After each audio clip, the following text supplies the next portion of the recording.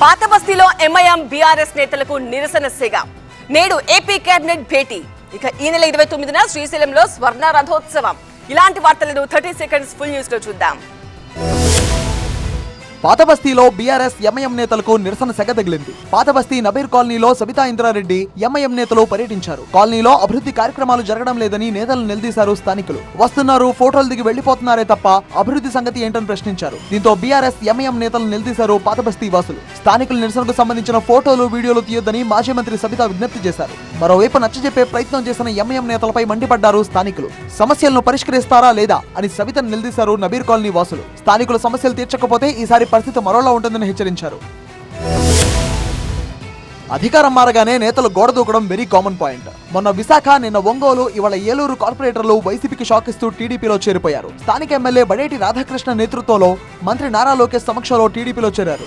వీరితో పాటు ఈయూడీఏ మాజీ చైర్మన్, ప్రస్తుత వైసీపీ పట్టణ అధ్యక్షుడు బి శ్రీనివాస్, ఏఎంసీ మాజీ చైర్మన్ ఎం మైబాబుతో పాటు పలువురు వైసీపీ నేతలు సైకిల్ ఎక్కారు. ఉండవల్లిలోని తన నివాసంలో వీరందరికీ మంత్రి లోకేష్ పార్టీ కండువాలు కప్పి పార్టీలోకి సాదరంగా ఆహ్వానించారు. వైసీపీకి రాజీనామా చేసిన మేయర్ నూర్జహాన్, ఆమె భర్త పెదబాబు వ్యక్తిగత కారణాలతోనే పార్టీని వీడుతున్నట్లు ప్రకటించారు.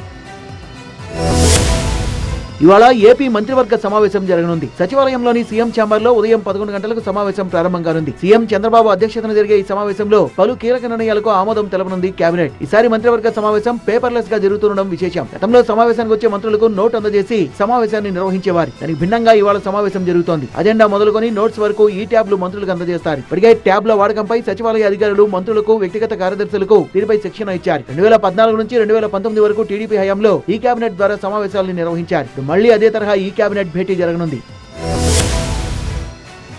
సెప్టెంబర్ 17 నుంచి రాష్ట్ర వ్యాప్తంగా ప్రజాపాలన కార్యక్రమానికి శ్రీకారం చుట్టనుంది తెలంగాణ ప్రభుత్వం. 10 రోజుల పాటు ఈ కార్యక్రమం నిర్వహించాలని సీఎం రేవంత్ రెడ్డి నిర్ణయించారు. కార్యక్రమంలో అర్హులైన ప్రతి ఒక్కరికి రేషన్ కార్డులు, హెల్త్ కార్డులు ఇవ్వాలన్నారు. రేషన్ కార్డులు, హెల్త్ కార్డులకు లింక్ ఉండదని, వేర్వేరుగా కార్డులు జారీ చేస్తామని చెప్పారు సీఎం. ప్రజాపాలనలో ప్రతి కుటుంబం నుంచి అందుకు అవసరమైన వివరాలను సేకరిస్తామన్నారు. రాష్ట్రమంతటా అన్ని గ్రామాలు, వార్డుల్లో ప్రజాపాలన కార్యక్రమం నిర్వహించేందుకు అవసరమైన ఏర్పాట్లు చేసుకోవాలని ముఖ్యమంత్రి అధికారులను ఆదేశించారు. సచివాలయంలో ముఖ్యమంత్రి రేవంత్ రెడ్డి, మంత్రి దామోదర్ రాజనరసింహతో కలిసి అధికారులతో సమీక్షా సమావేశం నిర్వహించారు.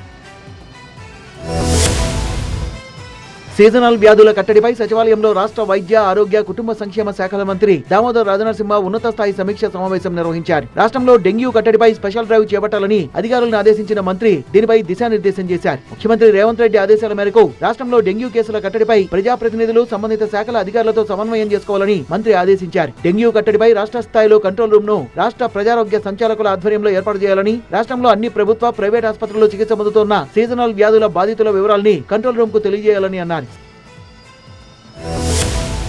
శ్రీశైలం మల్లన్న భక్తులకు శుభవార్త చెప్పింది శ్రీశైలం దేవస్థానం. ఈ నెల 29న శ్రీశైలంలో స్వామి అమ్మవార్లకు స్వర్ణరథోత్సవాన్ని నిర్వహించనున్నారు. ఆరుద్ర నక్షత్రం సందర్భంగా శ్రీ భ్రమరాంబ సమేత మల్లికార్జున స్వామివారికి ఆగస్టు 29న స్వర్ణరథోత్సవం నిర్వహించనున్నట్లు శ్రీశైలం ఈవో పెద్దిరాజు తెలిపారు. దేవస్థానం వైదిక కమిటీ సూచన మేరకు ఇక నుంచి ప్రతి నెలలో కూడా ఆరుద్ర నక్షత్రం రోజున స్వామి అమ్మవార్లకు స్వర్ణరథోత్సవం నిర్వహించాలని నిర్ణయించినట్టుగా చెప్పారు. ఆగస్టు 29న ఉదయం 7:30కు తూర్పు రాజగోపురం నుంచి నంది మండపం వరకు స్వర్ణరథోత్సవం నిర్వహించనున్నట్టు వెల్లడించారు. బంగారు స్వర్ణరథంపై కొలువై స్వామి అమ్మవార్లు భక్తజనుల్ని కటాక్షించనున్నారు.